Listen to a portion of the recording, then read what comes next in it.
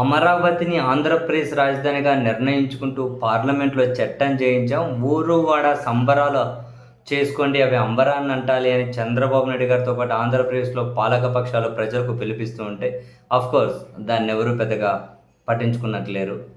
సరే, వాళ్ళైతే పిలిపిస్తూ ఉంటే and at the same time Jaganmohan Reddy గారు మావిగాన్ అని మరో ప్రతిపాదన తీసుకొచ్చేసి చాలా తక్కువ ఖర్చుతో అమరావతి కంటే వందింతల ప్రయోజనం కలిగించే ఏమంటారు ఒక ప్లాన్ బి రాజధాని మీద జనాల్లో చర్చకు పెట్టారు. ఈ క్రమంలో విజయసాయి రెడ్డి గారు చంద్రబాబు నాయుడు గారికి ఒక 6 కీలక సూచనలు, 6 అంశాలను లేవనెత్తుతూ చంద్రబాబు నాయుడు గారు తక్షణం దేని మీద దృష్టి పెట్టాలి అనే దాని మీద ఆయన ఒక ట్వీట్ చేశారు.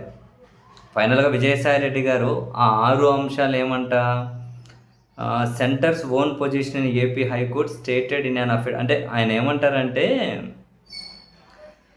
ఇప్పుడు అమరావతికి సంబంధించి లోక్సభలో బిల్లు పెట్టినంత మాత్రాన అదేమీ ముగిసిపోవడం లేదు అని చెప్పి మొదటి పాయింట్ అది అక్కడితో ఏమీ అయిపోలే, అసలు సమస్య ఇప్పుడే స్టార్ట్ అయిందని చెబుతూ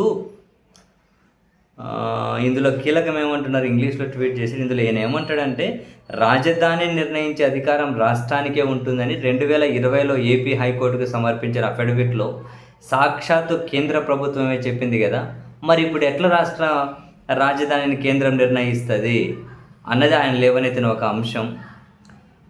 రాజ్యాంగంలోని ఆర్టికల్స్ 3, 4 అవి రాష్ట్రాల పునర్వ్యవస్థీకరణను మాత్రమే అనుమతిస్తాయి, కానీ శాశ్వత రాజధానిని అవి నిర్ణయించలేవు.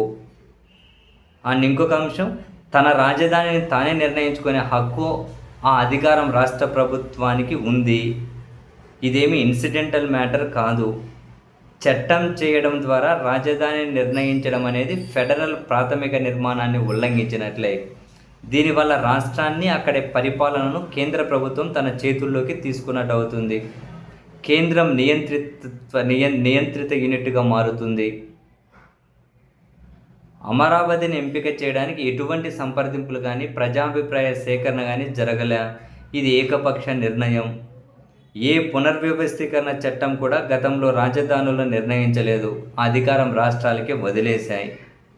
సో ఇప్పుడు కనుక ఎవరైనా కేంద్రం అమరావతిని ఆంధ్రప్రదేశ్ రాజధానిగా గుర్తించుకుంటూ చేసిన చట్టాన్ని కనుక ఛాలెంజ్ చేస్తే కోర్టులలో అది రద్దయ్యే అవకాశం ఉంది.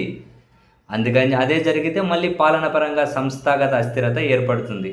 కాబట్టి ఏం చేస్తారు, ఒక రాజధాని యొక్క ఆర్థిక పరిపాలన సాధ్యాలు, అంటే ఒక రాజధాని అన్నది ప్రజా పెట్టుబడుల నుంచి ఉద్భవించాలి, అంతేకాని చట్టబద్ధమైన నిర్బంధం ద్వారా కాదు. కాబట్టి రాజధానిలో ఇమ్మీడియట్గా అది ఒక ఆర్థిక పరంగా, ప్రజల పరంగా, ఒక మొత్తం సిటీ పరంగా పరిపుష్టిగా తయారయ్యే విధంగా చేస్తే ఇంకా దానికి తిరుగుండదు అన్నది విజయసాయి రెడ్డి గారి పాయింట్. ఇది సాధ్యమవుతుంది ఇప్పటికిప్పుడు ఏమో. ఈ 6 అంశాలను దృష్టిలో పెట్టుకొని నా మాట వినండి చంద్రబాబు నాయుడు గారు.